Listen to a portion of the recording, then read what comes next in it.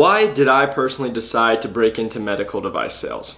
If you guys don't know who I am, my name is Jacob McLaughlin. I currently live here in Scottsdale, Arizona. I'm 25 years old at the making of this video, and I'm currently a personal trainer who is looking to break into the medical device sales arena and industry. And so I wanted to make this video and this kind of series of new to medical sales because I want you guys to see my experience. I want to share my experience with you guys, answer any questions that you might have, and hopefully this helps somebody in the future looking at breaking in or just answering questions that they might have by just listening to these podcast videos and whatsoever. So if you guys haven't, please press that like and subscribe button and we will get going.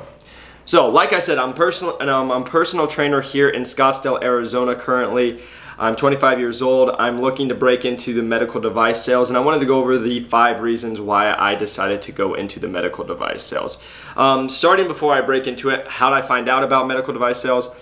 I actually found out about it just a couple of months ago from one of my clients. I train a lot of higher end clients, anywhere from CEOs, business owners to top performers at companies, and then your everyday mom. So I train all the way up and down the spectrum of financials. But one of my clients, she works with AstraZeneca, which is a pharmaceutical company. And she has been with them just over 20 years. And she just talked to me and she's like, hey Jake, I think you should look at breaking into medical device sales or pharmaceuticals. I think you'd be really good at it.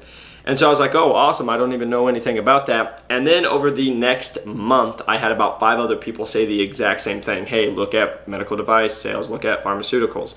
So that put me down the rabbit trail of finding out what medical device sales is. And so doing my research, it's an industry that I really want to get into. But the big thing for me is I've spoken to about 140 people right now in the industry, reaching out to them, talking to them just to find out so I can learn from them, hear the pros, the cons, what they like about it, what they don't like about it. And so I've also listened to probably 100 podcasts on it, watched a bunch of YouTube videos on what medical device sales is, and like some blogs, which I hope to bring you guys, especially being someone new into it. What's the associate rep look like and all that fun stuff in my experience when I get in.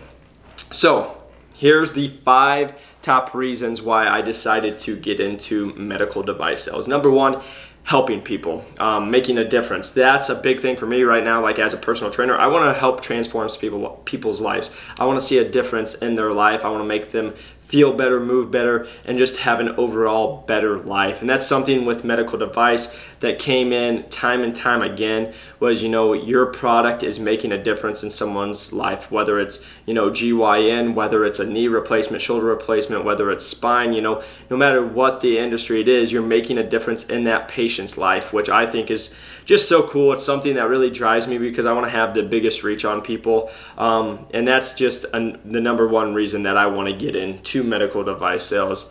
Number 2 reason I want to get in was working with intelligent people and high performers. So when you're working with surgeons, working with doctors, working with these people that are extremely smart, it keeps you getting better. And that's something I really love. I'm a lifelong learner. I've told myself since I started college that I'm just going to be learning the rest of my life. And this industry really drives you to do that because it's always changing. It's always having new products, new things, new solutions come out, and also just new techniques, and whether it's in surgery or what it is. So it's always keeping you on your toes. You have to do your research. You always have to be making sure that you're on top of your game, because if you're not, you're going to get knocked off the competition and someone else will take your place, or it just doesn't help that person in surgery and now you're not an asset to that team. And also just working with people that, if they're very intelligent, they've probably had some really crazy experiences and really cool life experiences. So just being around really unique people is something that drives me as well. Number 3, of course, that everybody says about medical device sales is the financials. It's a very lucrative business. It's a business that you can make a lot of money. So again, I love personal training, but when I look down my career path of like, hey, what do I want my life to look like in 5, 10, 15 years?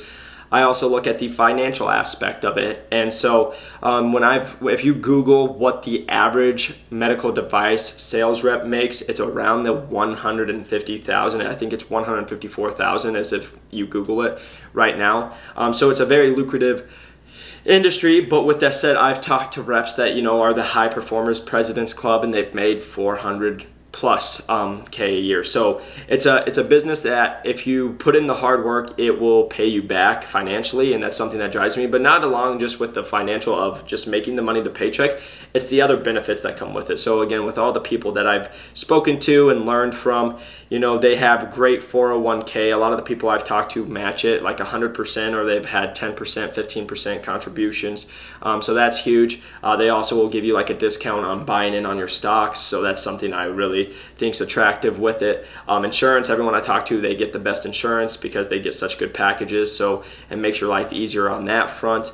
Most of them that you're looking at will give you a car allowance. Some I've talked to will even give you just like a car, and then you get a gas card. But most of them that I've talked to, you'll get a car allowance. It could be $300, it could be $500 a month to help pay for anything with the car. Also just do the payment. So that's super attractive. And then also just like the small little things, like I said, the gas card with where you're driving. I've talked to reps that they've got the computers for free. They've gotten phones. They pay for their internet, their data plans, just simple things like that. So it's just like life things that you're already spending money on. A lot of these companies will help cover those necessities that you're going to be using. So that was number 3. Number 4, opportunity for growth. This is something I find really exciting. Again, me breaking into the field, I would be going in as an associate sales rep, which is basically you're just trying to learn the industry. You're helping somebody who is a rep who is successful. You're trying to help them grow their business so that they can actually go and make all the sales and grow the business. You're just kind of help maintaining it, and you're learning while you're doing that. And then after that, most of the time, I'll hear anywhere from 1 to 2 years, you'll break into your territory manager or your sales rep, and then you're a sales rep for so long. You can be in it your whole career as a sales rep. Otherwise, you can now start looking in as, you can look at a regional manager, district manager, and it just keeps moving up. So there's a lot of opportunity for growth in the field, which I find super attractive, especially just with different points in life. That's the thing. When I've talked to a lot of different reps and people in the industry, they're able to pivot in their life during that season of life. For some people who are just having a kid, or some people who are a little later in life, they can pivot to where they need to if they need to stay more with family, or if there's people like myself who's single and ready to just go out and attack the world, they can go out and be a sales rep. So there's a lot of different options, which I really enjoy about it. And then lastly, number 5, the most common thing I heard from reps when I talked to them was autonomy, a lot of freedom. They would tell me that a lot of them would just check in with their regional managers maybe like once or twice a quarter. They didn't have somebody who was a micromanager most of the time, unless your manager is a micromanager, then it kind of sucks. But they said, their every day is a little different. Even if you're in like the ortho, yes, you might be doing similar surgeries, but each surgery is different. So every day is different. I've talked to people that they might have surgeries from 7 to noon, and then they're done the rest of the day. And the next day they might actually do it from 7 until 6 p.m. And then the next day they might have just one case or no case, and that's the day they catch up on paperwork and they do prospecting and things like that. So that to me is super attractive, as well as like your day is not the same thing over and over and over every single day. And like I said, even when the surgeries are the same or the cases, there's new things in the cases that I've been told. So again, that to me is super attractive, and I'm really excited just to learn about it. I'm really excited to share my experience with you guys. And I guess a little bit more background is, a lot of the people looking to break in have sales experience, B2B sales experience. Myself, I don't. I've had my own personal training business, so I rely heavily on that because that is sales. I have to sell myself every single day. There's a lot of trainers, especially out here in the Phoenix, Scottsdale area, so I'm competing with a lot of people.